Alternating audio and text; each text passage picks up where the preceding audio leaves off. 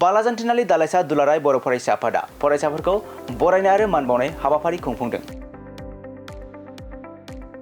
क'क्राझार जिल्ला बालाजान्थिनालि दालाइसा एबसुनि गाहाय मावख'नुफ्लाङाव बालाजान्थिनालि दालाइसा एबसुनि बानजायनायाव दिनै दालाइसा एबसुनि सिङाव थानाय मोन 28टा गामिनि 2026 इं मायथाइनि मेट्रिक आनजादाव बर' बिजोंजों फरायनानै आरो गोजौसिन फरायसालिनि HS आनजादाव सेथि मासि आवग्रिनो हानाय गासै सा 32 फरायसा फरायसुलिफोरखौ बरायनाय आरो मान बावनाय हाबाफारि लादों। हाबाफारियाव क'क्राझार जिल्ला एबसुनि लोगो गाहाय नेहाथारि बिनय मोसाहारि, क'क्राझार जिल्ला एबसुनि सुबुं फोनांजाब नेहाथारि सोमदोन नार्जारि, दतमा UN ब्रह्म फरायसालिमानि बारग' गोरायुं सिलाराय मोसाहारि, सा क'क्राझार दखरा एबसुनि आफादगिरि बिपुल वारि, ओनसोलनि सोद्रोमाफोर आरो बालाजान्थिनालि दालाइसा एबसुनि आफादगिरि दैमालु बरगयारि बिथांमोनजों लोगोसे एबसुनि सोद्रोमाफोर आरो फरायसा फरायसुलिफोरा बाहागो लादों। रश्मि बसुमतारी। नोंथांखौ बालाजान्थिनालि दालाइसा एबसुआ नोंथांखौ बरायनाय हाबाफारि लादों। आङो जोबोद मोजां मोनदों। आंनि स्कुला HS पास जानाया बड'लेण्ड स्टार एकाडेमि थिथागुरियावमोन। आङो बाहाय 88.40% मोननानै गासिबो साबजेक्टआव लेटार मोननानै पास जानो हादों आरो आङो दिनै बे बरायनायखौ जोबोद मोजां मोनदों। आङो दा पलिटिकेल मेजर लादों गभर्नमेन्ट कलेजाव। आङो उनाव UPSC नि थाखाय प्रिपेयार खालामनो सानदों।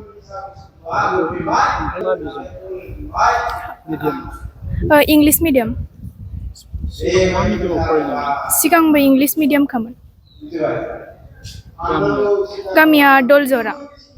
दा थानाया कारिगावआव थायो।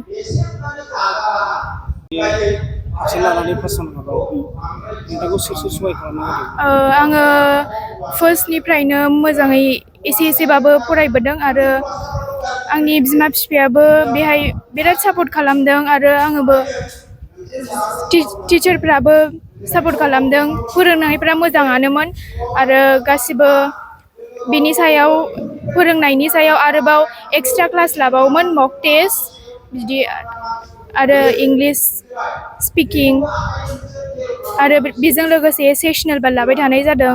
बेजोंनो आङो एसेबाबो फरायलांनानै बिदि पारसेन्ट मोननो हादों। आङो जोबोद गोजोननाय मोनदों जे जोंनि बे जोंखौ बिदि बरायदों। जोबोद गोजोननाय मोनदों। मधुस्मिता मुसाहारि। आङो सेन्ट आन्स कलेजाव हाबो दा। आङो आर्टस स्ट्रिमाव।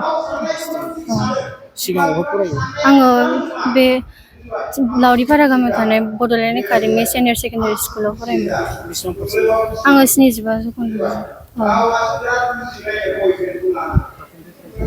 75। आङो इयुनाव सासे प्रफेसार जानो सानदों।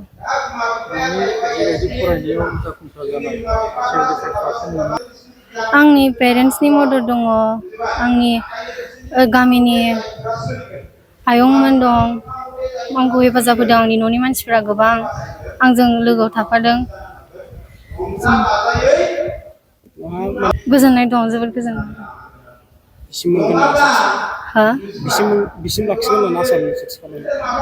आंना आसाया गोबांमोन थेवबो बेसेयाव आं गोजोननाय मोनदों। आंनि खस्थ'जों मोननाय आं मोजां मोनदों। गिबियाव बड'लेण्ड बुब्लिनिसिम आङो बालाजान्थिनालि दालाइसा दुलाराय बर' फरायसा आफादनि जानानै गोजोन जिहेतु बेलासिनि गाहाम हामलायनायखौ बावहरग्रोबाय।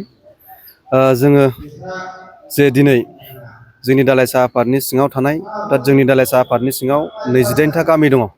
दा बे गामिनि गेजेराव जोङो मेट्रिक आनजादाव सा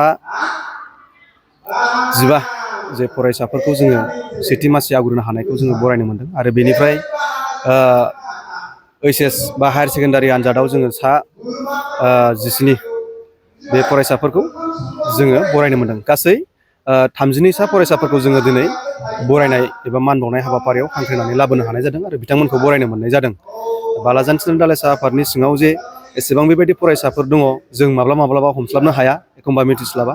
अर्थात जोंनि जितु एबसुनि जिबायदि डाइरेक्सन दुलाराय बर' फरायसाफोरनि जितु डाइरेक्सन जोंनि फरायसाफोरनि डाटा कालेक्सननि गेजेरजों जोङो जे जोंनि फरायसाफोरखौ बा जोंनि ओनसोलनि सिङाव थानाय बा जोंनि दालाइसा आफादनि सिङाव थानाय फरायसाफोरखौ जे कालेक्ट खालामनायनि गेजेरजों बिथांमोननि डाटा कारि खालामनायनि गेजेरजों जोङो दिनै बिथांमोनखौहाय बेसेबांहाय सिटि मासि आवग्रिनो हानाय फरायसाफोरखौ जोङो मोननो हादों।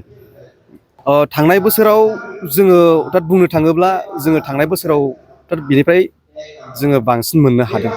34 ना 36 बेबायदि फरायसाफोरखौ जोङो थांनाय बोसोराव जोङो बरायनो हादों आरो नै देग्लाय 32 फरायसाफोरखौ जोङो बरायनो हादों। अर्थात देग्लाय मेट्रिक आनजादाव एसे खम जादों फरायनाय जौखोन्दोआ मेट्रिक फार्स्ट डिभिजननि जौखोन्दोआ एसे खम जादों। बुंनो थाङोब्ला जोङो थांनाय बोसोरनिफ्राय देग्लाय एसे खम जादों होननानै जोङो बुंनांगोन। मानो होनोब्ला जों जायफोर फरायसाफोरखौहाय जोंनि जिथु डाटा कालेक्सन खालामनायनि गेजेरजों जोंनि जिथु दुलाराय बर' फरायसा आफादनि डाइरेक्सन बायदियै जितु जोङो बिथांमोननो जितु मोनसे फरायनायनि थाखाय मोनसे हामलायथि बिलाइ राननाय जे एग्जामनि थाखाय प्रिपेरेसन खालामनांगौनि थाखाय जोङो जितु लाइजाम राननाय बे राननायनि गेजेरजों जोङो गोबां फरायसाफोरखौ जोङो आसा खालामदोंमोन। अर्थात जोंनि जितु डाटा कारि खालामनायनि गेजेरजों जोङो बेसेबांखौ मोननो लुबैदोंमोन जे बा आसा खालामदोंमोन जोङो गैयाब्लाबो मेट्रिकआव जोङो 20निफ्राय 22 जोङो बे फरायसाफोरखौ सिटि मासि आवग्रिनायखौ जोङो मोनगोन होननानै आसा खालामदोंमोन। नाथाय बे आसा खालामनाया दिनै जायासै 15 जोङो मोननो हानाय जाबाय बेबायदि जादों। हायार सेकेन्डारियाव जोङो बुंनो थाङोब्ला जोङो हायार सेकेन्डारियावहाय 88.67 बेबायदि मोनसे सासे फरायसा दङ जोंहा। दलजरा गामिया दलजरा जोंनि दालाइसा आफादनि सिङाव थायो। बिथाङा बड'लेण्ड स्टार एकाडेमिनिफ्राय बिथाङाबो बेयाव बाहागो लाफैदों जोंनि हांख्रायनायखौ फेलें खालामालासे दिनैनि जे जोंनि दुलाराय बर' फरायसा आफादनि बा बालाजान स्टेन दालाइसा दुलाराय बर' फरायसा आफादनि बानजायनायाव जे मोनसे बराय फोरबो लानाय हाबाफारि बेयाव बाहागो लाफैदों बिथाङाबो दंफैयो। आरो मेट्रिक होननानै बुङोब्ला जोङो जोंनि बालाजान थिनालि ओनसोलनिनो सासे डक्टर देरहासात नार्जारी सारनिनो फिसाज्ला दावगासार नार्जारी बिथाङा बड'फा मेम'रियेलनिफ्राय बिथाङा 88.68 जौखोन्दो लानानै बिथाङा सेथि मासिखौ आवग्रिनो हादों। बिथाङा दखरा जिल्ला आरो मिरुसिमबो बिथाङा जायगा मोनहैदों। बिथांखौ बरायजानायखौ जोङो नुनो मोनदों आरो बिथांनि जिथु बरायजानाय जों बेखौ गोसो गोरबोजों बरायदों। बिथाङा जे बेबायदि गावनि नांथाब नाजानायनि गेजेरजों आरो सोलोंथाइखौ आवगायाव लानानै जे गावनि जिथु केरियार दानायनि लामा हयथ' जों बेखौ दिहुननानै लादों होननानै जों आसा खालामो। बिथाङा इयुनाव सासे मोजां फरायसा जाहैगोन आरो सासे मोजां मानसि जाहैगोन जों बेखौ आसा खालामदों।